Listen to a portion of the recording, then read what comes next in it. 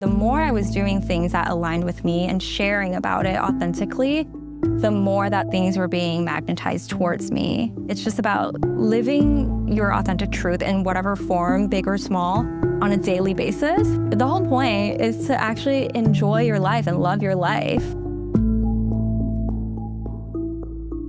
From To Be Magnetic, this is the Expanded Podcast with your host, Lacey Phillips. And your host, Jessica Gill.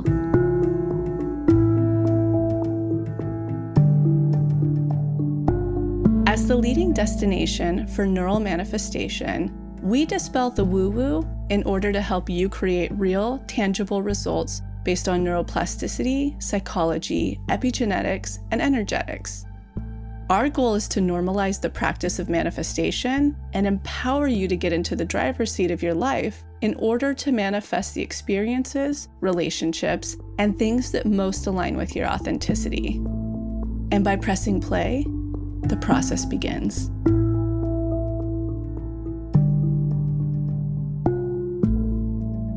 Welcome back, everybody. Jessica here. It is finally time. Monday, we are kicking off our money challenge, long awaited, our most anticipated challenge we've ever done. This is your first time listening to Expanded. Welcome. We host challenges twice a year within our community to really super speed our manifestation process. There are those times that we really hunker down, do an extensive deep dive in a block that's getting in our way and work through it in a lot of different exercises and tools within our Pathway membership to overcome it and get to the next level. And the challenge we're going through right now is the money challenge. It is about getting to your next level of abundance. What does that look like? What does that feel like? What do you want there? Is it more money? Is it more time? Is it more freedom? Is it connecting with your authentic purpose? Is it career success? Is it setting up your financial foundation? Is it manifesting the friendships and the relationships that you want from that space? Really defining what an abundant life looks like for you. And then we're going to find the biggest limiting belief in the way and work through it in order to get to the other side. In week 1, which is launching on Monday, we are going to understand what our authentic money code is, the 4 pillars that really drive us when it comes to money and abundance. We're going to find out our why. We're going to be doing the Abundant Life DI, which is really rooting into what do we want beneath it? What is our soul calling to? What is our passion, our driving force in this lifetime? And then we're going to start getting clear on what our biggest limiting belief is. Hitting the ground running the first week on so many different levels. I'm so excited to bring this to you guys. This challenge creation process has felt like one of the most guided and intuitive ones we have had yet. It felt like we were co-creating with the universe, with the divine, with the community, with all the gifts of all of our team members who have all their different expertise in different aspects, just bringing it together, coalescing it for the exact thing that the community is really craving right now. No matter where you're at, no matter where you're manifesting, no matter what level of wealth consciousness you're at, if you haven't taken the quiz, it's free and linked in our show notes. No matter where you're at with money, whatever your story is, this is where you're going to take your power back. This is where you're going to transform it. This is where you're going to say, okay, no more there. I am no longer playing victim to these old dynamics and letting this rule and run my life. I'm going to take charge, and not in a forceful, demanding, protective way, but in a way of true alignment, guiding, being pulled forth, being pushed forth by the universe into that true alignment and abundance. I literally have to take a picture of my crystal and share it with you guys because the way that the sun is hitting it, it's like glowing. That is the sensation that is coming through for this challenge. This is a paradigm shift in the conversation in money and abundance. This is getting to true wealth consciousness, true abundance consciousness, where it's not just more hamster wheel. It's what is in alignment and how can we be in harmony with the land, the nature, the material world, the spiritual world, our inner world within us.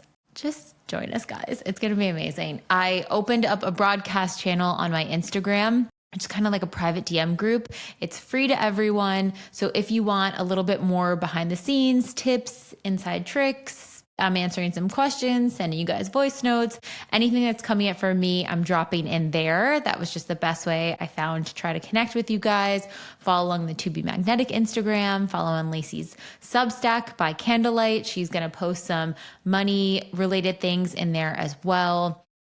I'm just very excited for this season. So I hope you guys are feeling this energy. Join us. We have our sale going on right now, so you can literally join at the lowest prices of the season. Our sale will not be open forever, so now is really the time to join. Even if you're not able to do the challenge with us right now, you can still join and then join the challenge in, a couple weeks, couple months, whenever you have the space and bandwidth for it. Today's episode, we have the incredible Cynthia, who is our content creator here at To Be Magnetic. She's responsible for all of the moving, heartfelt, testimonial shares, beautiful graphics, imagery, everything that has been brought to the brand in the past few months, and really bringing everything that's been in our minds to life in a visual form that we've been wanting to do for a while. And why Cynthia is on today is because she has a really unique story of having massive success in a more corporate style setting, hustle, to the extent of burnout, soul-sucking burnout, where her body and adrenals were crashed. She had all of the external validation, success, monetary things she could have ever wanted, but internally it felt empty and depleting. And like I said in the beginning of this intro, we are redefining abundance on our own terms. Abundance from the societal pressures is more money, more things, more this, more that. But abundance is also freedom of energy, freedom of time, of space. And now Cynthia has quit that job, has gone on to manifest her dream freelance career with the exact clients that light her up, making almost as much, if not more money than she was before, in a way of complete ease and alignment. And one of the most abundant things about her story is the fact that one of the things that brings her so much joy is in the middle of the day, getting to take a break, go outside and cut fruit in the afternoon. That is her defining her abundant life on her own terms. So if you are someone who feels like they are just on a hamster wheel, that they can't quite come up for air, maybe they're even doing something they're truly aligned in, but the way that they feel the pressure to excel and move at a certain pace, it just doesn't feel aligned. Or maybe you're unsure about making that leap into a different career path, something that feels unknown or you don't have a lot of expansion in. Let Cynthia help guide the way. So excited for this one. Very, very powerful. Okay, enjoy.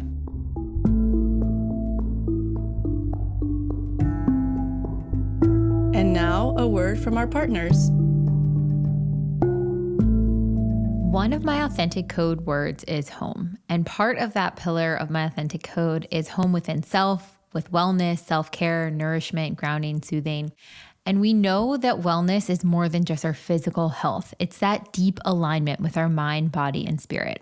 But in today's world, we're constantly bombarded with stress, environmental toxins, modern disruptions, connection to our phone that's throwing us all out of whack.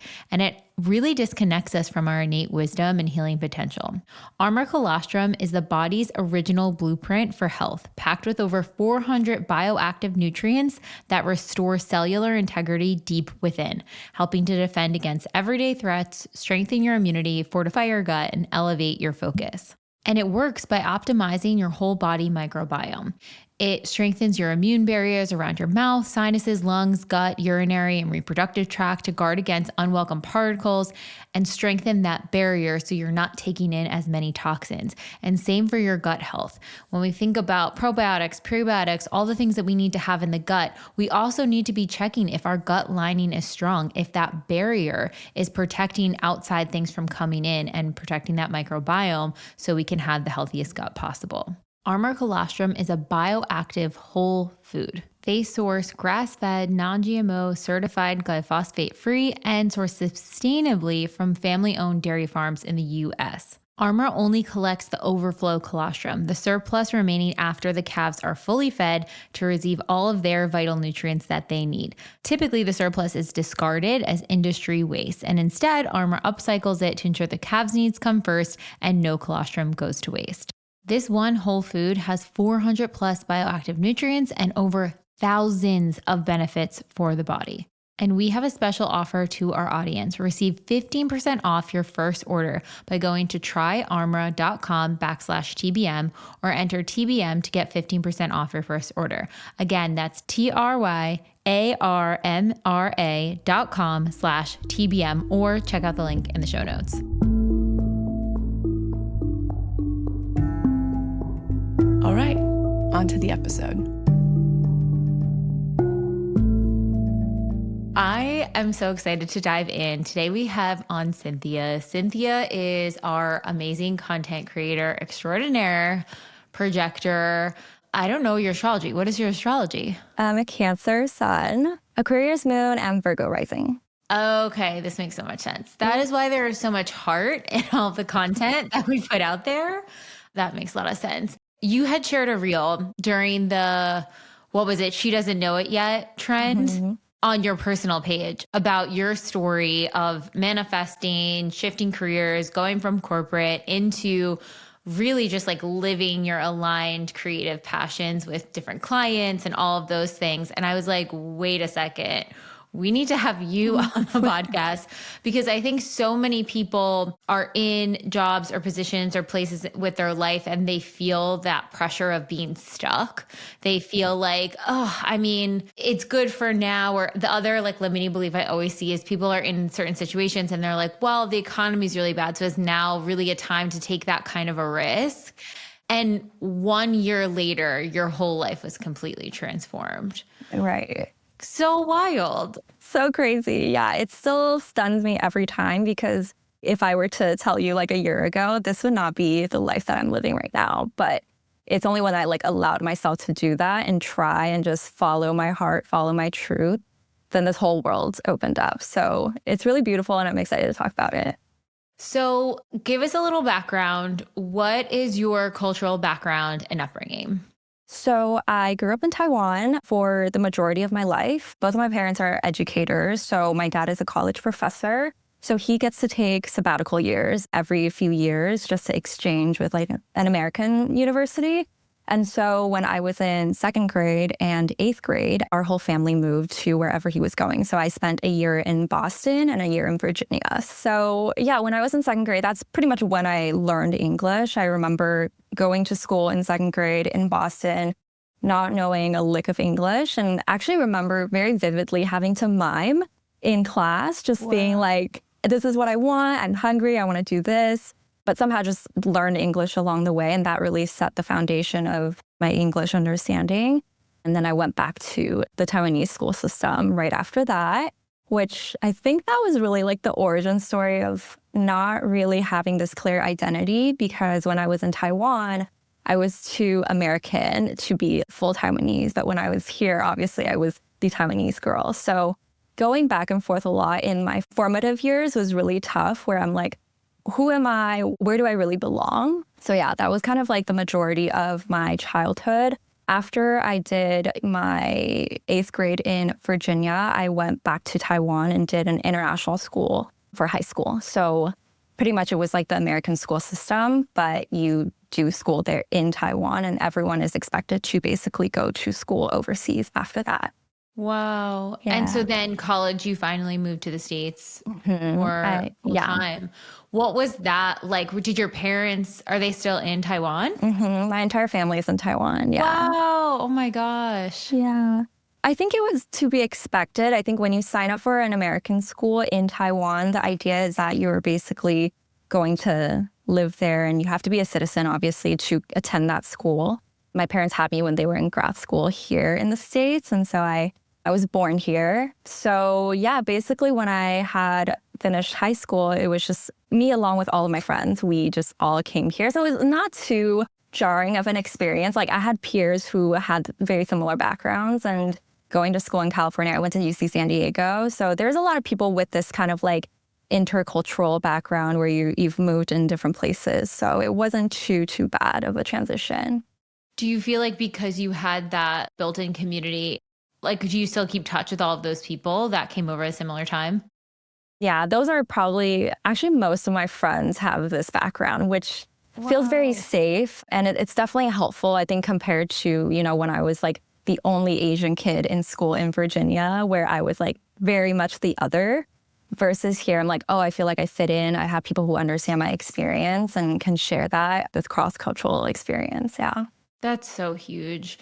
Do you feel like amongst your friend groups, you're able to like keep any traditions or things alive within your community? Yeah, definitely. I think it actually helps a lot because sometimes I think we speak kind of like Chinglish. So you kind of get both languages. And, when we have like Chinese New Year, we're all here, we can spend time together. And so there's definitely that sense of community here. I also met my husband who was born and raised here in LA, but I met him in Taiwan actually. And then we found out in Taiwan that we both went to UC San Diego. So it was also nice that we had that connection where his mom lives in Taiwan. So basically the people I have very close to me around me are all have similar backgrounds, which keeps me really grounded. Yeah. That's so cool. That's huge. Yeah. What would be one piece of advice if someone out there is in that in-between space where they're moving from their country of origin to a new country, and maybe they don't necessarily have that support system, or they're just like kind of scared of what is this going to be like? What would you say for them? I mean, I think partially it's really looking at the new experience with really a welcoming lens. I think there's so much that you can learn and observe and see when you are thrown into a new environment. I think it helps that, I've been experiencing that from a very early age. So I think to kind of embrace that with more like open arms versus feeling like, oh, I am not at home, I'm not comfortable. I think having a little bit of an open mind is helpful. But I also think finding your community, whether it's people who, they don't have to be from the same place you came from, but there's so many people that I feel like have moved around in different places, have roots in other places. And I remember even making friends with people who had moved from like Europe and, different places where we all just share that sense of home means different things to us. And I think even connecting with people like that just really helps make you feel more sane that you're not so alone in this process. I love that idea of openness too, because I even think about how much change in general people are going to go through this year and are already starting to go through, and how cultivating that mindset of like, okay, just because this is different doesn't mean it's wrong. Just because this feels uncomfortable and new doesn't mean it's bad. How can you be like, okay, yes, I do miss these comforts that I used to have and lean on and be connected to, but can I create new comforts? Can I create a new story? Can I create a new experience? Just cultivating that mindset helps so much through change. I was someone as a kid who was like, I like certainty. I don't like change. That is terrifying. It is a muscle that now I'm like, great. Change is amazing. Like it doesn't rattle me. I'm so excited. I see what can happen on the other side of it. But I also remember as a child being like, whoa, like I don't mess with change. Yeah, it can be super jarring when you're young, especially when the world you have is so small. But I think it's every experience that you have with change, it can be so expansive. And that was really what it was for me, I think, from an early age of seeing what else is out there, seeing how different people can be or places can be, and feeling like I can take a little bit of everything and make it my own. In a way, it's definitely given me a very expansive worldview of like, you never know what could be out there. And so you have a much more open heart when it comes to new experiences and new things versus feeling really stuck in wherever you're at. Okay, so paint the picture for me. Where were you at? I guess it's a little more than a year ago, but where were you at in your career? How were you feeling? What were you doing? Just paint that sort of before feeling. And how did you know you wanted to make a change? Actually, kind of just to backtrack a little bit, I think in terms of cultural upbringing, it's important to note too, I think in the Taiwanese culture, there's a very deep ingrained value of just fitting in and not standing out. Like in the Taiwanese school system, you wear uniforms all throughout from like K through 12. So individualism and like standing out from the crowd is not really a value that's encouraged. So I think from a very early age, I was understanding that, okay, to just fit in and to be a good worker, be a hard worker, be someone that brings something to the table, but not ask for credit, that was the way to go. And that was the way to play it safe. But I think something that's worth also noting is that my parents, even though both of them are educators in the Taiwanese education system, they really ingrained this idea in me that effort is everything. So if you try, say if I tried really hard to study and I failed a test, they would not care. But if I just didn't try, I didn't put in that time, they would actually get upset with me. So I think for me, especially also being a projector who's very like observant, I like to see what people are doing. I like to see where I can fit in and support other people. I think that all tied together for me where I'm like, I just need to focus on the process, enjoy the process, not care so much about the outcome, and really just be present and bring what I can to the table and learn. So I think that really applied in my early years of working. Within the first like 4 or 5 years of working, I never negotiated. I took whatever job offer was given to me. And especially when you're like freshly out of college and you're just learning and you're thrown into like work settings where you're just such a sponge and learning everything, it was really exciting for me just to be in spaces where, you know, I was of service, I could help out, I was a assistant to someone, I could, you know, just like help in any way. And I was learning and absorbing so much. But because I am a projector, I feel like that makes me a little bit more passive in the workspaces where I'm not the one to be like, look at me, like these are all the things I've been doing. It's more like I need to be invited to kind of share my insights. So I think early on in my career, I saw a lot of peers that moved up a lot quicker because they were more vocal about these are all the things I've done. Even though I was the one staying late, coming in early, doing more work, I didn't know how to call attention to it. So especially in a way that feels aligned. yeah. I mean, I feel like so many people have been there where they're like, I know I've definitely been there at least, where it's like you're working so hard and you just want people, you think that just working hard will get you noticed or will get you the raise or will get you the thing. And it's like, I had to realize that people are so busy. They're not even noticing what you're doing. You know what I mean? I remember at this one production company early on, I was grinding, taking care of everything. I was like, I'm so good at this. Look at all I'm doing. And I'm like, the boss didn't see any of this. He has no idea what's going on. Like I'm just taking care of all of this behind the scenes. And it wasn't actually until a male coworker told me like, you need to share that you're doing this. You need to be like, hey, these are the things I took care of this week. Here's a inventory report, blah, blah, blah. Here are the links to all this stuff or whatever. I don't know, but different things. But that piece, I think, especially for women, it's so hard to not want to have your ego out. And it feels icky if it comes from a weird place. It feels showboaty if that's not your natural way of communicating it. I think that that's a huge one for people. Totally. Yeah. It is very difficult, especially for a young woman, like just starting out in their career. It's so hard. We don't really know. I think no one ever taught us like, this is how you can call attention to the things that you've been doing without it coming off in a certain way. So it's very hard to fight through that.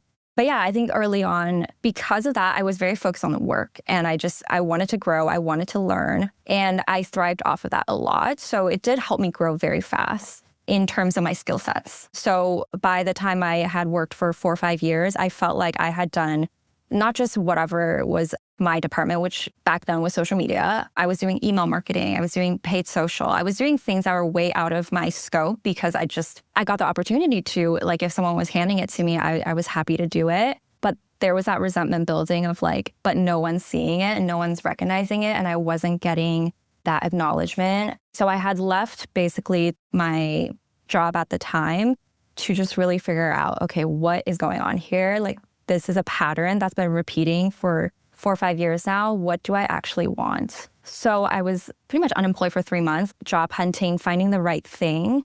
And I was actually at the cusp of accepting an offer that was all the way on the other side of the city. I'm in East LA and this is in Century City. So I would have had to move like that. Yeah, I was like, that is a commute. Yes. Like I was because I was getting a little bit desperate and I had been interviewing and just nothing aligned was coming through that I was like, you know what, maybe it's not for me. Like maybe this is just a wild dream that I could find something that made sense for me and an environment where I know I could be seen. What was on your list? I've always been such a vague manifester. Like I always call out for feelings. So I very specifically, and I think I spoke it into existence. I was just saying it out loud that I want a job where I could be seen, not just for what I did or how much I did, but the way that I did it. So that was kind of the one ask I put out there into the universe. And literally right before I was about to accept this job, we had just moved into a house and I was about to get an apartment out on the west side just to accept this job. The job that changed everything for me popped up out of nowhere. It was 10 minutes from my house, which was unheard of, so random. There are no jobs here in East LA in media and marketing. So it popped up and I had just applied for it randomly. It was one of those one-click job applications. I was like, sure. And I basically got a call the same day, got on a phone call, and then I had met the team by that afternoon because it was right next to my house. And I got an offer that same night. Wow. So it was very fast-tracked, yeah. But when I went in to meet the team and kind of just see the environment, it was one of those things where it was like a full body yes, where I saw the people who were working there. It was very diverse. The founders were Asian. So there was that sense of oh, okay, I feel like, it's people who understand me. And then it was a very creative environment. I could feel the creativity as I walked in. There were studios, it was a paid social advertising agency. So there was people constantly filming and creating things. So the energy was just very vibrant and creative. So when I went in, I had the conversation with them. I was like, I think this is my dream job. So I accepted it quickly. I didn't even negotiate, which my husband was like, why don't you negotiate? This is the chance. But it was never part of me to do all of that. I just was like, okay, this is it. And I took the job.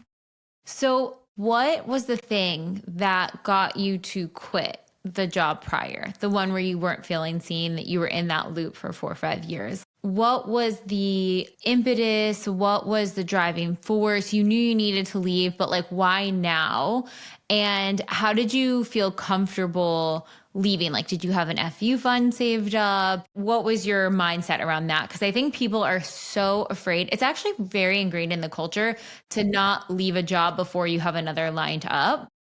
And for so many people, when the awareness comes to the forefront that this is not the place for them and they feel stuck, they're kind of between a rock and a hard place because they might not have something lined up and they know staying in the environment they're in is going to be so soul sucking and not really get them in the space they want to be in to call in that next bigger thing. So what did that process look like for you? Yeah, honestly, for every one of my jobs when I left, it was always, I had always quit first because I always pushed myself to the point where it was my soul was you cannot be here for another day. You just have to leave and clear space and recenter to figure out what you want next. Obviously, I think always having some savings in mind is helpful for that buffer. But I think when I was earlier in my career, it was easier for me to focus on, okay, if I really needed to jump into something else, going into another job that maybe is not fully aligned it's not like a life sentence where it's okay, if I joined and I can try it out, and if I really didn't I can still leave. It's not so serious. And so I always felt like I could just give myself that opportunity. I think it was always more important to me and my sanity to just get rid of whatever was occupying a lot of space in my life and come back to center and be okay, what was the thing that I really didn't like from this job or that made me want to leave? And how can I find it in the next thing? I was kind of jumping between industries. I was doing social media for hospitality, then fashion, then beauty. And so after experiencing different verticals, I always had a very clear idea of, okay, I want to try this next. I want to try that next. So for me, obviously, always having a sense of I needed some sort of buffer financially, but knowing that if I had a clear idea of what I wanted to do next, I think I can always find it, and it doesn't have to be the perfect thing. So that was kind of how I approached it. But I think the common thread amongst every single job when I left was working myself to the bone and not feeling appreciated, or having a conversation with my manager or my boss and them saying, oh, I didn't even realize you were doing that much. And for someone like me, where I'm working so hard in silence, that was such a blow. So those are the things that led me to eventually quit every single job and like just refocus on what I want next. What do we think the inner child narrative or like that limiting belief narrative is if that pattern's playing out? Have you like gone in to see like, okay, what is that thing that I might subconsciously be believing about myself that I keep attracting these experiences where these people just can't see me? What do you feel like that resonates to or connects to? Yeah, that's a really interesting perspective. I think a limiting belief definitely is there's a sense of, especially with the cultural background and move, I've always felt like I didn't belong here.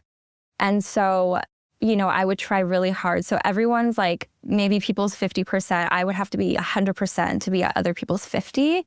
I didn't feel like I could draw any attention to me or say I was doing anything because it just didn't feel like it was good enough anyway. And so I think I also definitely enabled a lot of behavior. If people were checking in on me, I'd be like, oh, no, it's easy. I didn't work that hard on it. Like I was pushing it down. So in the opportunities where maybe I was prompted to share what I was doing or any challenges I had, I would always kind of push it down and be like, oh, no, it was fine. It was easy. I got it done. It wasn't like a big deal, even though I was really like busting my ass off here. So there's definitely a very deep-seated feeling of I'm not good enough and I need to work 3 times harder than everyone else to prove my value and to prove that I deserve more.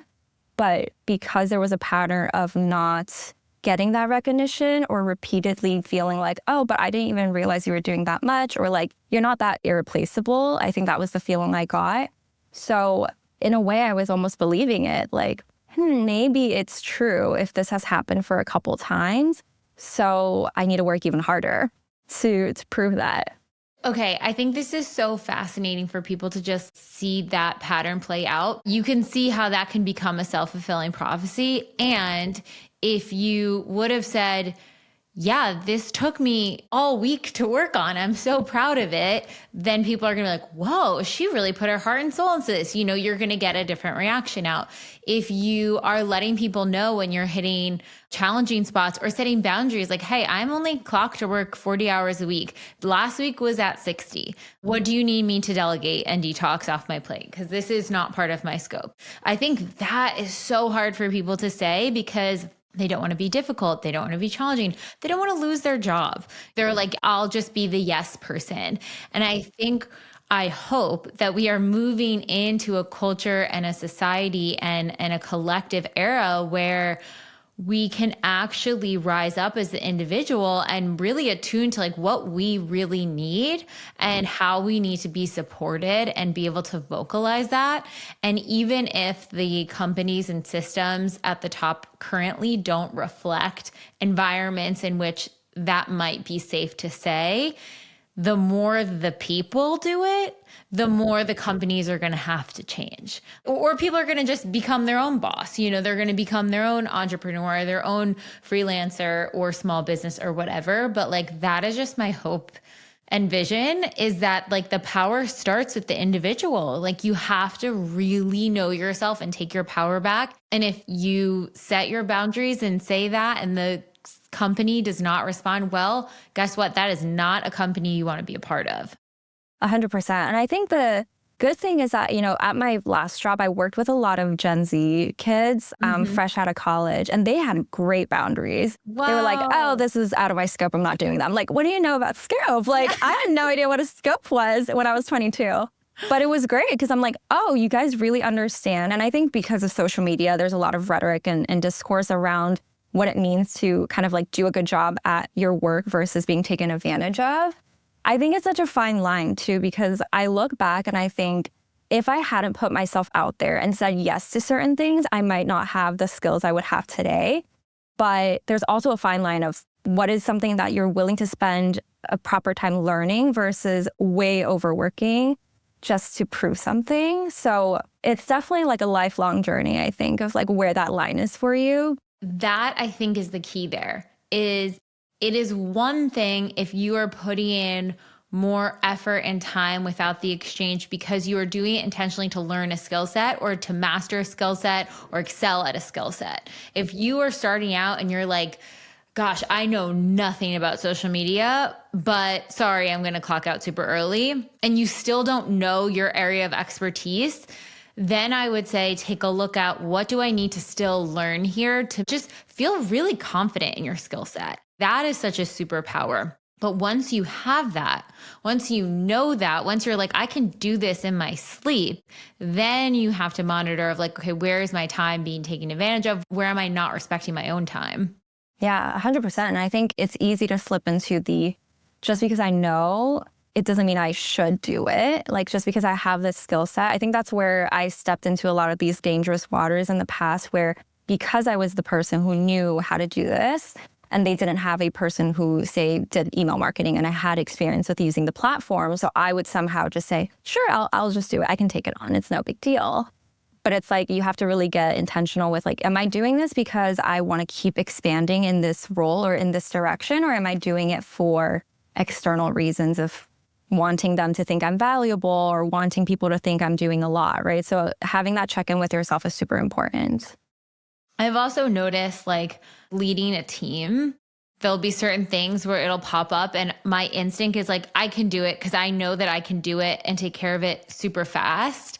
Instead of being like, no, Jess, you look at your laundry list of tasks.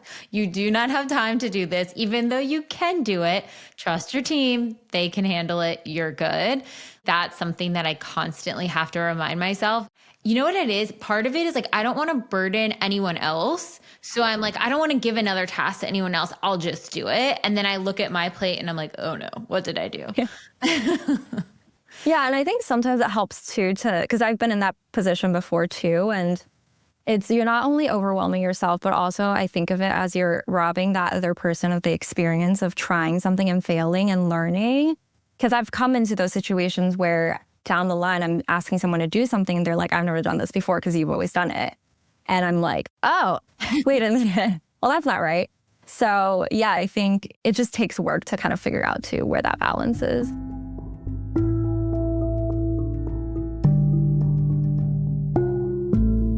Since moving into my mid-30s, I've been thinking a lot about longevity. How do I keep my body as healthy as possible as I get older? And one supplement I've been obsessed with for this is Fatty 15. It is the pure form of C15, an essential longevity-boosting nutrient that scientists have discovered as the longevity nutrient. It's the first essential fatty acid discovered in over 90 years, and it can be more effective than just your omega-3s and omega-6s. The founder, Dr. Steffi Van Watson, discovered C15 while studying aging of dolphins. She saw that in dolphins that lived longer, were healthier, had better cognitive function, less brain degenerative diseases, better heart health, lung health, all had higher levels of C15. And when they started studying C15 on a deeper level, they found that it was actually a geroprotector, which means it slows down biological aging. It addresses 6 hallmarks of aging, including boosting mitochondrial health, lowering inflammation, and reducing oxidative stress. It supports healthy liver function, strong and healthy red blood cells, healthy cholesterol levels, and healthy glucose handling. 1 in 3 people are deficient in C15, which is so important because when our cells don't have enough C15, we age faster. I love that by taking this powerhouse of a supplement, I'm investing not only in my health now, but my health in the future. And Fatty 15 is on a mission to optimize your C15 levels to help you live longer and healthier. You can get an additional 15% off their 90-day subscription starter kit by going to fatty15.com/TBM and use code TBM at checkout. Or you can go in the link in our show notes. Again, that's fatty15.com/TBM for 15% off.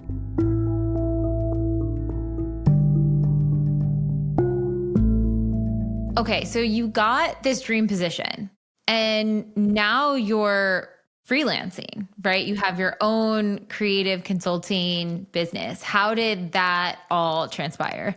Yeah, so I got this job and it was very exhilarating, very much like, oh, this is a big girl job where I was doing big things and I could show people my work. And so I really thrived in that. And because it was a creative startup, there was a lot of room to like stretch and play and experiment. And I think I really thrived in that.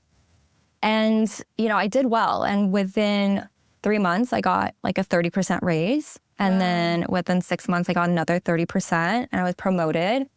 And basically within the first 2 years, I was promoted 3 times and tripled my starting salary. Wow. And I was leading an entire department as a marketing director. And the title that I got was literally my boss asked me, what title do you want? I'll just give it to you. Wow. And I just asked for it, and that was that. So it felt like a huge up level and a huge manifestation, but it came so hard, so fast. And I was still working through all my previous blocks that really never left. I have to be good enough. I have to work so hard to be seen. And the work that I did reflected my value as a person. And so it was very interesting to look back at this experience through the TBM lens, knowing what I know now, where it was very much like this up level and this huge manifestation came before I was ready. I was not in a place to hold it. And so my nervous system was like constantly in fear of me losing this or being exposed that you're not ready to do this. You're actually not all that, right? There was a lot of like self-imposed narratives of, I was 27 years old and I was making more than my husband who works in tech at that point. So it was very hard. It wasn't like an empowering thing. It was almost like, oh crap, I got this. Now I have to hold on to it. Yes. Like gripping. Yeah.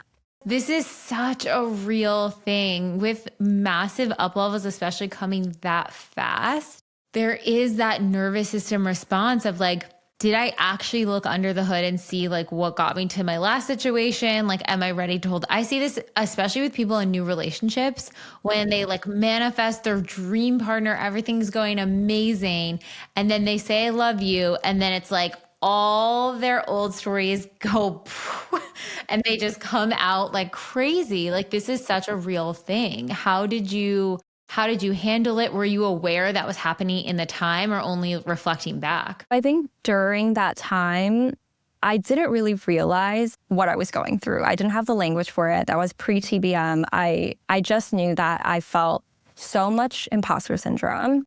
And I think one of the bigger things too was that because learning and curiosity and growth is so deep within, it's part of my authentic code.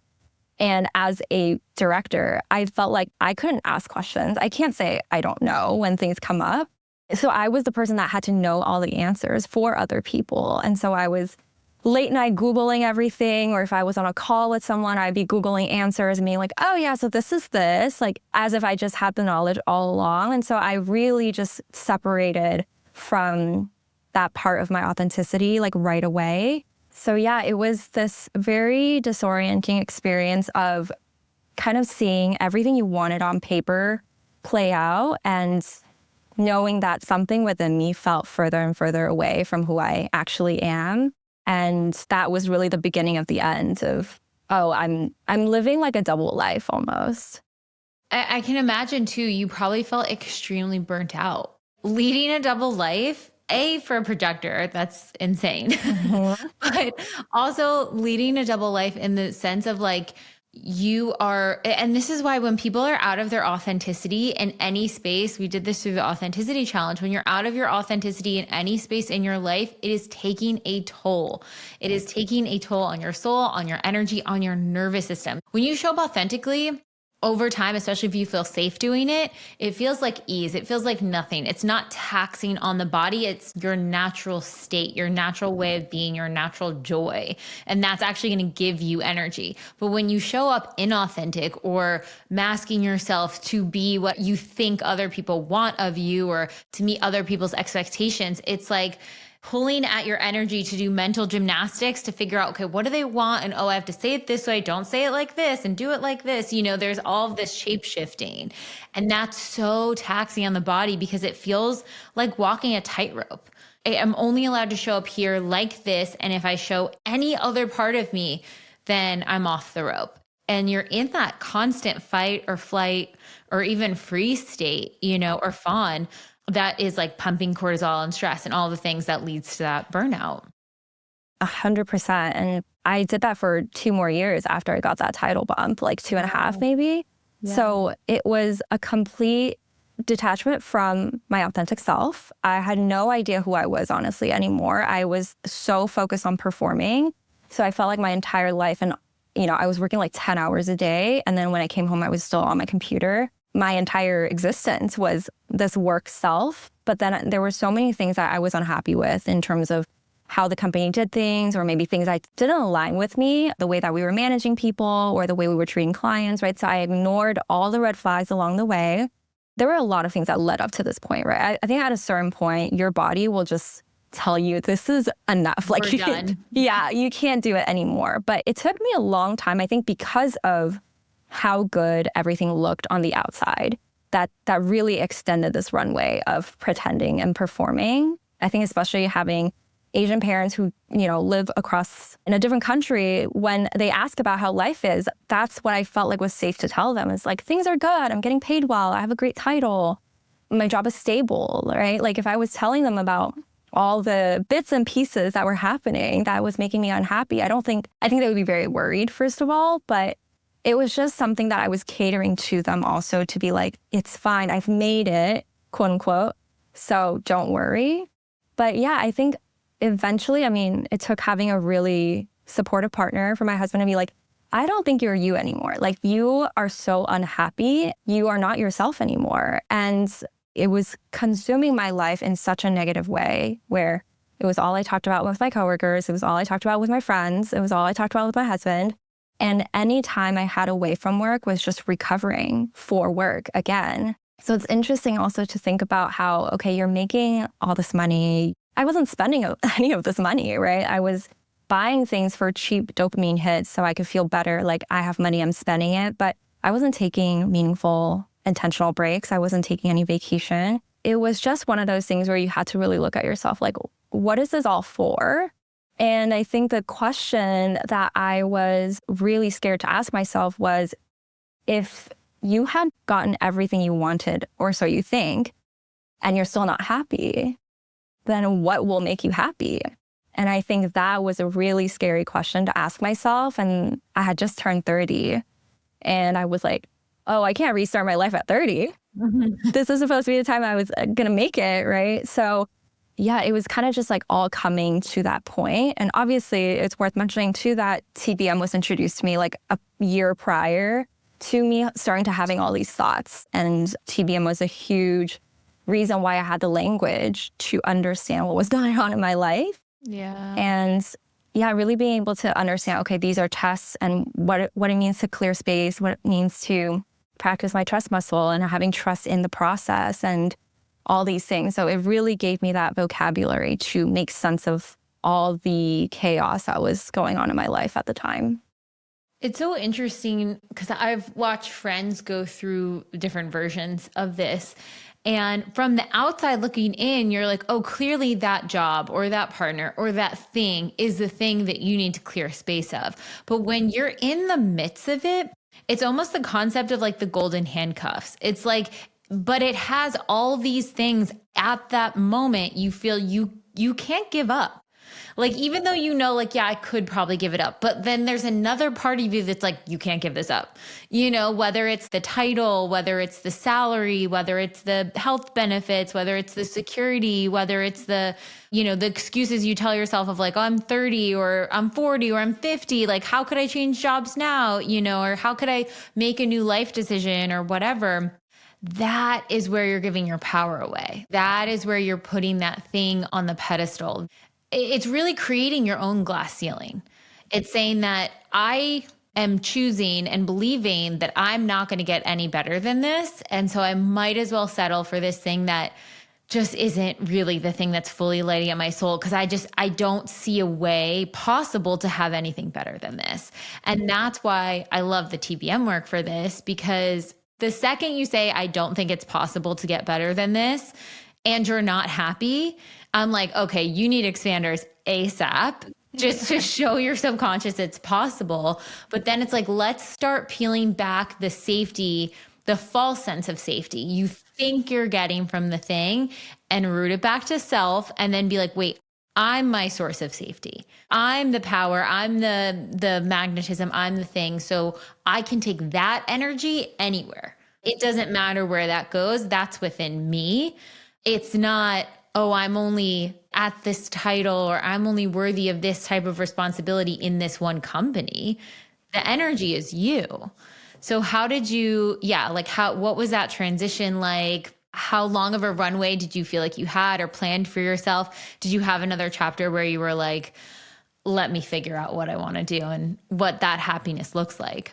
I think turning 30 was a big catalyst because I was like, okay, I also tell friends this when they say like 30s are really your best years. I really felt that because I felt like something unlocked in my brain where I was actually able to see things differently. And for me, it was really realizing that, okay, if I continue to stay here, I am just saying no to myself every single day. Like what you're not changing, you're choosing. And yeah, speaking of the TBM work, it's like there were so many tests actually before I actually was about to quit. There were so many times where I had brought up, okay, maybe this is not the place anymore, and talked to my boss about it. And there were so many different tests thrown at me where we'll pay you more if you just stay through another season or another quarter or take on 10 more clients. And it's like significantly more money. Or yeah, okay, you can work however you want. You can work remotely. You can build your own team, but I'm going to cut you out of all leadership conversations. So basically, I'm going to demote you in the everyday stuff, like things like that, where I'm like, what is going on? And, for someone who is so involved, cares so much about my team, my work, even just having that potentially taken away from me, I was like, ooh, maybe I should just play it safe and just like status quo, stick to this. But ultimately, it was one of those things where I had to just do it. And I said, I cannot do this any longer. I needed to clear space. And it was literally, I think it was just like my gut screaming at me, like, this is this big black cloud that's occupying your head, your heart, everything. And I had a very visual experience where I saw that, okay, I just need to push this aside and get it out of my life. And then something greater will be on the other side. I just knew it. And I don't know if it's because it was doing the TBM work. And at the time I was listening to the podcast every week. And it was one of those things where literally every single week, the podcast that came out would be exactly what I was experiencing. I love that.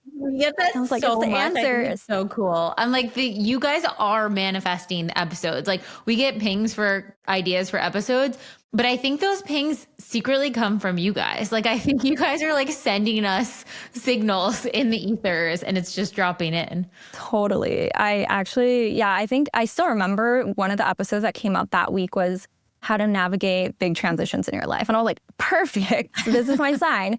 And I actually had given my notice pretty much that same week after listening to the episode. And I was like, it makes sense. And I had to do it also on my own terms. And I think that was also an aligned action that I took in terms of honoring myself. Like I care so much about setting my team up for success, knowing that when I leave, it would actually leave a pretty significant gap for whoever was taking over. So I gave, I believe it was 6 months notice. Wow. Yeah, which, everyone around me was like, you're doing too much. You don't have to do that. But it felt true to me where I was training the people. I knew that I didn't want to leave anyone just like with all this work, knowing they would not be supported. And at the end of the day, I think I was glad that I did that. I also was able to take my honeymoon during that time. So it was a good transition. It was a slow transition out. And I think that gave me a little bit of a runway of like, okay, when I quit with nothing lined up, what am I going to do?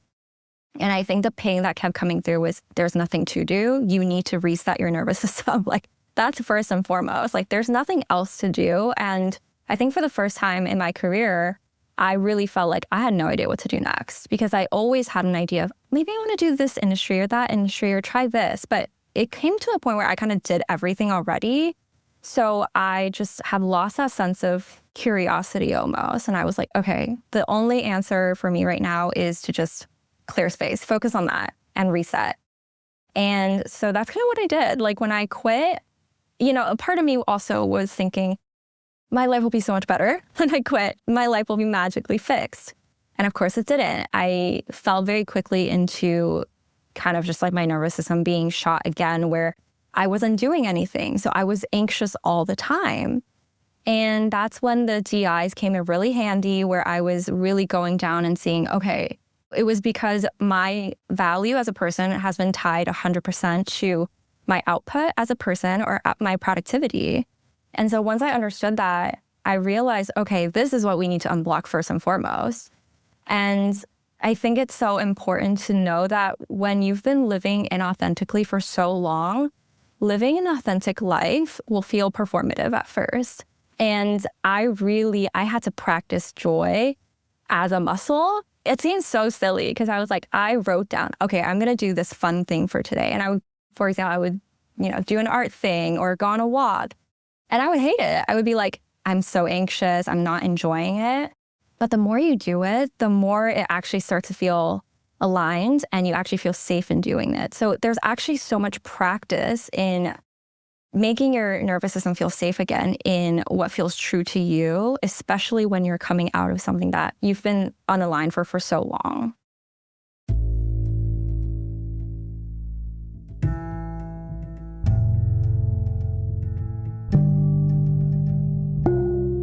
You've heard us talk about our Pathway membership, but what actually is it? It is an all-access membership where you can get every single workshop that we've ever created, all of our deep imaginings, which are our reprogramming audios, to help you manifest. You can access it on the desktop or in the TBM app on your phone directly. We, of course, have our foundational workshops, such as our How to Manifest workshop, which takes you step by step through this neural manifestation process to actually unblock, expand, and take aligned action to connect with your manifestations.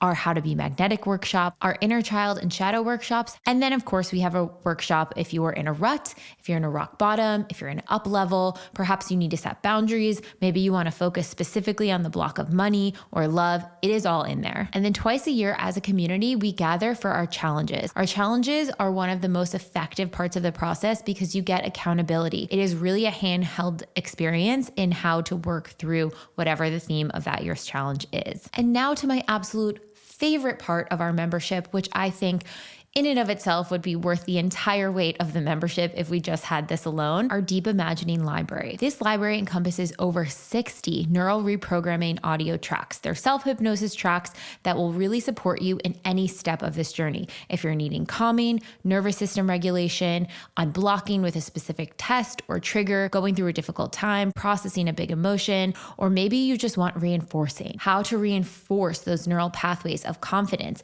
abundance, self-worth, deservingness, and connection with your dream life. And not only that, if you go to the app, we just launched Deep Imagining playlists where we're grouping different themes of DIs together. So no matter what you're going through, you have something for you. And we're constantly dropping new playlists as well as brand new Deep Imaginings. And if you need more support in your process, you can go to our brand new video series, Channelings with Lacey, where she touches on the exact energetics that are going on right now in manifestation and how it may apply to your life. So obviously, I am a huge fan of this membership. The peace of mind I get from being able to have all the tools I need at my disposal, no matter where I'm at with my life, if shit's hitting the fan, if I'm feeling dysregulated, if I'm needing to come back to my center, if I'm needing to brainstorm or daydream or connect with what my vision for my future is, every single tool is in there to support me. And don't just take my word for it. We have thousands of testimonials of people who have had incredible success stories with these tools. So take the guesswork out of your manifestation process and get real tools that are going to give you real results.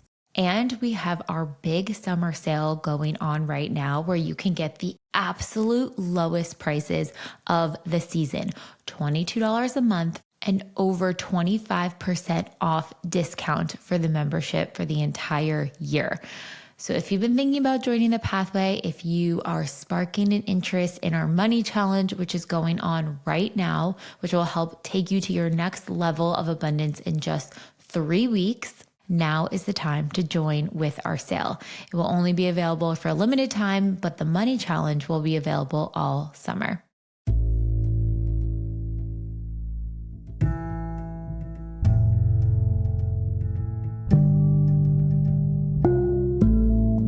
It makes so much sense. If you think that your value, your worth is tied to your output, and then you halt all output and you're like, I'm going to go in nature because that's what you're authentically craving.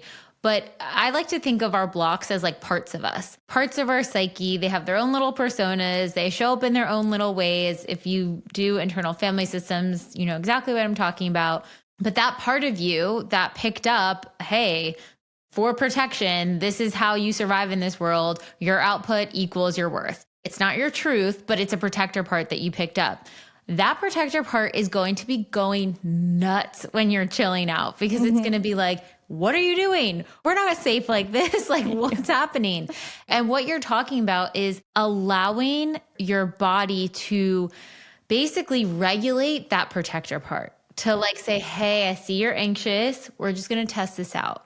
Oh, look, we're safe. We took a walk. Nothing happened. The sky didn't fall. We're not any less worthy. Our value didn't decline. We just went for a walk. That's all. And then you do it again and again and again. It's building that muscle. And it's really calming down that protector part to just say like, okay, we're not going to flood the body with anxiety anytime that we're not doing what you think this is, because it's almost like you have to have compassion for those parts because you understand why they're there, but they're also the things that are literally in your way.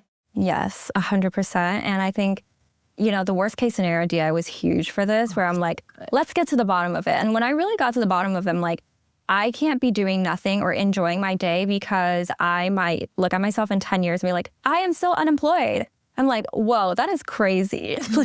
How do we get there, right? It's just about kind of practicing living your authentic truth in whatever form, big or small, on a daily basis. And then that change will actually come and your reality will start to shift. And it really just takes that aligned action, right? If I say I want a life of enjoyment again and ease and all these things, I have to live it. I can't just say, I'm going to wait to do all these things when I feel easeful again. And I think the fact that when I left my job, I realized I didn't have any hobbies. As like a 30-year-old woman, my only hobbies were doing things to recover from the long week that I had. It was like doom scrolling, watching shows on Netflix. Like I had no true hobbies. And again, like when I quit, it wasn't like I wanted to quit to become a freelancer and doing creative work, right? It was literally came from a place of me recognizing I don't have any hobbies. I don't know what I like to do for fun. And so I'm going to do everything. And so some days I read and I'm like, okay, I didn't really enjoy that. Let me read another book, or let me go on a walk, or let me do a picnic just for fun. And that was really the beginnings of me starting this next path where I, obviously when you quit and you have all this time on your hands, you start to miss that kind of human connection a little bit, especially when all your friends are working. So as a way to feel joy and connection again, I was like, I'm going to host a wine night with my girlfriends. And I just bought some wine. I really put effort into it, like setting things up nicely, got some snacks, like decorated the place. And I just filmed it because it's just for memories. And then I posted it and tagged the brand. And literally the brand the next day was like, oh my God, no one's ever created content for us like this before. Like, do you do this professionally? Like, what are your rates? And it just completely opened up this door of like, oh, the things that I actually love doing can actually be something that can bring something back to me. But it was all done without expectations, right? It was all because I was doing something out of pure joy and doing things with no expectations, but for myself and for my own happiness. And that was kind of that initial breadcrumb of like, oh, the more I was doing things that aligned with me and sharing about it authentically, the more that somehow I got eyeballs on me and things were being magnetized towards me. So that was what started this freelancing career. I mean, it's so wild too, because to think it could be as easy or as hard as literally dedicating your time to following your joys throughout the day, instead of having to put effort in the way that we traditionally think. Like if someone's unemployed, they think, okay, I have to be applying on LinkedIn every day. I have to be doing this. I have to be networking, blah, blah. Okay, well, what if you followed just even for a day or a week or a couple weeks, however long you can allot yourself that feels good for you, total freedom to follow your passions, to follow your joys. Not all your pings are going to make you feel amazing, but some of them are going to unlock things. And the more that you do them, the more things align directly to you. I've seen this happen time and time and time and time and time again. And even in that space of doing your joy, like following your joy, maybe it's not that book that's going to lead to something else, but maybe that book made you think about something else. And then you're like, I really want to do this. You never know the trickle down effect, but you have to create spaciousness to allow the clarity to drop in, to feel safe in rest. In rest is really where you get the most pings. You know, when your nervous system is so calm, you can just receive the truth. And those types of pings just feel so much more grounded than any other time you get pings. They just feel so rooted in authenticity, but you have to create the space for it. And I mean, when this airs, we'll be in the middle of our money challenge and thinking about abundance and true abundance. True abundance is that freedom to really pursue the things that light us up, that hold us. We're so wired to think abundance is a number in a bank account or a job title or a success level. And those things are all great, but if your alignment isn't there, it doesn't mean anything. That's not going to be true abundance. Yeah, 100%. And I think that was really the beginning of me learning about what true abundance really means, because it's very jarring, right, to go from financial abundance to be like, but I have all this money, I have all these savings, but I have no access to joy. And then to actually practice joy as a muscle and literally do things just for the fun of it. And I had to force myself to take naps. Because I'm a projector, I get very tired very easily. So I was taking naps in the middle of the day, and I would wake up feeling so guilty about it, but I would have to like journal after and be like, I deserve the rest. I actually enjoyed it. I actually feel so much better, right? Like really turning inwards to be like, how did that make me feel? And I think, I had been in overdrive for so long and living on autopilot that turning inwards, it was, number one, very scary because it's a very vulnerable thing to do. But when you really get in there and you check in with yourself constantly, you recognize, oh, this feels good.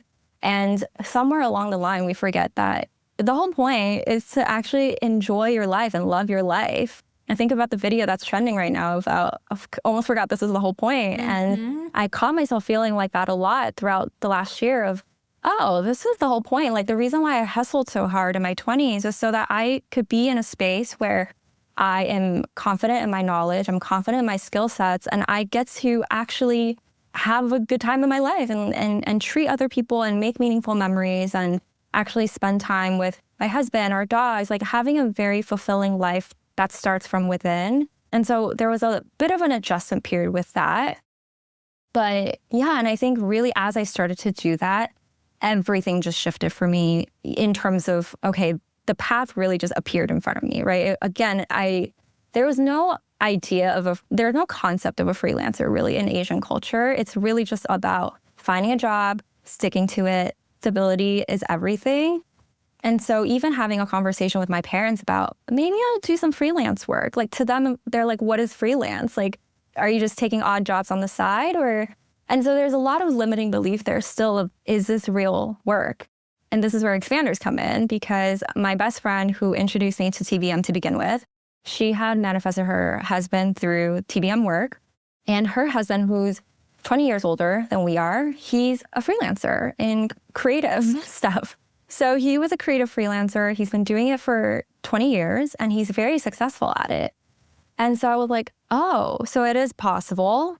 And I was observing that, what do you mean you can make your own schedule and you can still feel fulfilled and you can ask for your own rates and you have boundaries, right? So having even one person who can show me that, oh, this is possible, this is not just a dream, that was hugely expansive. And that really allowed me to see, okay, what can I do here with the things that are coming in? For a long time, I was still discounting a lot of the things that came in where I was getting, I was making income now from my creative work. People were finding me somehow through the things I was posting.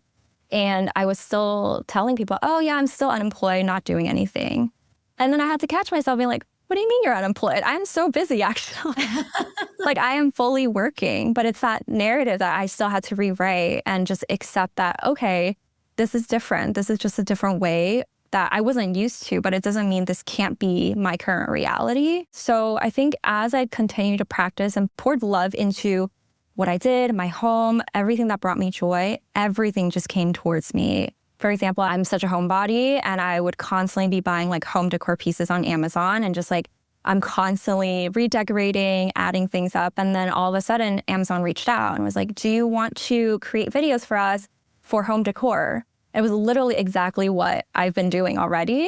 And I'm like, sure. And it became an 8-month retainer that I was doing videos for them every single month, literally doing exactly what I had been doing all along. So there was just so many instances of, it was like a nod from the universe of like, you're on the right track. And I just kept following it. And that just became a whole thing. I think that's so cool too. And I remember talking to you, I think when we were in the process of hiring for the content creator role too, where I loved that you were so clear and boundaried about hiring and taking on clients that were different. So you could learn things in different spheres. And you're like, yeah, I don't want to take on too many clients doing this. I'm already doing this kind of content, blah, blah, blah, whatever. And I was like, that is so amazing that she has that sense of self-worth and confidence in like, I'm creating my reality for me. Let's see if this aligns versus like, sure, I'll do anything you want, blah, blah, blah, blah, blah. You're kind of like, look, this is what I can do in this vertical, in this bucket, in this pocket. And it also spoke through like we got so many submissions for that role. It was insane. And I feel like the top people that made it to like the final round, they did a little sample piece. And there was something about your submission piece, which wound up being the reel that we posted for Emily that's pinned on our Instagram. I was like, there is so much heart and emotional stirring from the way that she did this and like her specific eye on this and the way that she story told on this. It was like immediate. Everyone else's was really good, but yours just like stirred emotion in like a way that we were like, yes, we have to work with her. She's so good. Oh, it was the whole TVM kind of pipeline and how things ended up here is also really full circle, right? Just knowing how much I leaned on TBM through this process and constantly learning and checking myself. And then I think it was in this January, it had been about a year since I was freelancing. And I was getting to the point where, again, I wasn't feeling challenged anymore, right? It was like, I could do this in my sleep. And at a certain point, I was like, is this really bringing me joy or is this just bringing me another payment or paycheck? And I had put it on my list. Again, it wasn't anything specific, but I said, I want to be doing more impactful, meaningful work. I want to be making a difference in some way or another. And at the time, I had understood it or interpreted it to myself as, okay, maybe I need to go back to a company and maybe become a manager and like mentor other people, right? Because that's all I knew. And then this happened. And again, it's like, I wasn't even on LinkedIn. I think I saw it on your stories. And then I clicked on it, finally popped up again. And I clicked into it and I was like, I think I'm going to do it. And it was one of those things where I wasn't even looking for anything, but it happened. And I think when we talked, it just felt like, oh my God, this was the thing that I was calling in. And it's been so fun and so amazing since then. Just such a hugely expansive experience. Yeah. So cool. I mean, your whole journey, I think, is so expansive. I think so many people are going to relate to so many pieces in it. And I also just think it is a true testament of the work and the self-worth that you have built, that you are at this place where you really are creating joy for yourself. You are pushing that muscle. Like I see it even on your stories when you're like your color walks. This is genius, guys. Share what the color walks are. Yeah. I mean, I think I saw this idea somewhere, but it was, really gamifying your walks where you're actually being more intentional. So usually when I take a walk and listening to a podcast or something, but there was this idea of a color walk where you go on a walk and you just you pick a color and you notice where those colors are in front of you and around you. And so I was just documenting. I would be like, okay, I'm picking yellow. And then I would notice the yellow flowers, a yellow stop sign, yellow whatever, yellow birds. And I was like, whoa, this is game changing for walks because I was actually in the walk and I was so present. I wasn't just walking, but listening to something and being somewhere else. So even things like that, it just continues to ground me into my reality. And then I think it allows me to access so much more joy that I didn't think was possible before. And it's so much of it is that like mind-body connection of like feeling safe, feeling the joy in your whole body. Yeah. Oh my God. So good. Okay. Last question. What does an abundant life look like for you? Yeah, it's funny because when I was thinking about like what was the biggest manifestation that came through all this work, and it really was the realization that happened maybe a couple weeks ago where I had done all my urgent work that day and I had nothing really urgent to do that day anymore. I was cutting up a bowl of fruit and I was just sitting there and I was like, oh my gosh, this is literally everything I've ever wanted. I am sitting in stillness. I am not in a rush. I'm not rushing to go anywhere or feeling like things are demanded from me. And I get to just enjoy my life with no expectations of what's to come next or no fear that this will be taken away from me. And I think that's, to me, is the true abundance of knowing that what is the richest thing is in your life is not anything that can be taken away. If I feel safe in my body, if I feel ease and I have access to feel that ease, no matter what changes happen in my life, that's where it is. And I have it forever and it can't be taken away. And I think that realization recently was like, whoa, that is the biggest thing to me. And that's all I've ever wanted. That trumps any sort of paycheck or title or status that could ever give me. So I think that's really what it is. And it's been so kismet to just working on this at work and really feeling and embodying that. I'm like, wow, it's been such a great lesson in life and such a great season in life. Oh, so good. It makes me emotional thinking about, because I feel that sensation you're talking about. And there's so many moments in my day where I like have to stop and pause and really take it in. Like, wait a second. Like even this, okay, this is so silly and this is very Capricorn of me, but like one of our meetings for the day started at 11. And I was like, okay, I should like check all my emails and do all this stuff before. And I was like, you know what? The space is kind of messy. Like I really need to just like deep clean.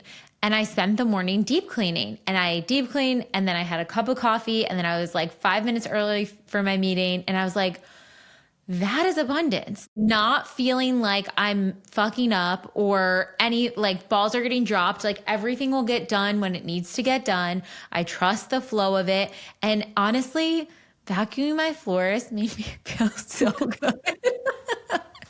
It's so lame, but I was like, I had that. And then I had incense going, like those little pockets. I'm like, this is abundant. This feels like freedom to me, you know, like Yes. getting to have that choice to live your life amongst work and your passions and all of those things, but not neglecting those little small moments where you can like, it feels like taking your power back. That to me is abundance. It's so cool. Yes, sometimes it can really be that simple. And that's like the beauty of it is no ifs and buts, no what ifs. It's just, it can be that simple and it can be that easeful. And I think that's the greatest realization of all, honestly. So good. Thank you, Cynthia. So amazing.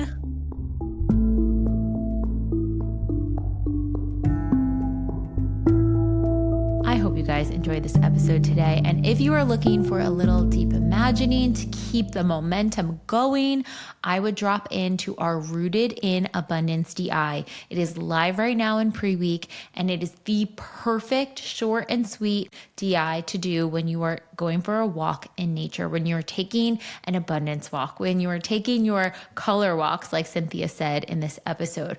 Go for that. Enjoy the surroundings around you and listen to the rooted nature of this DI. It is going to ground you not only into the earth and feel connected to the earth, but is also going to connect you to the cosmos.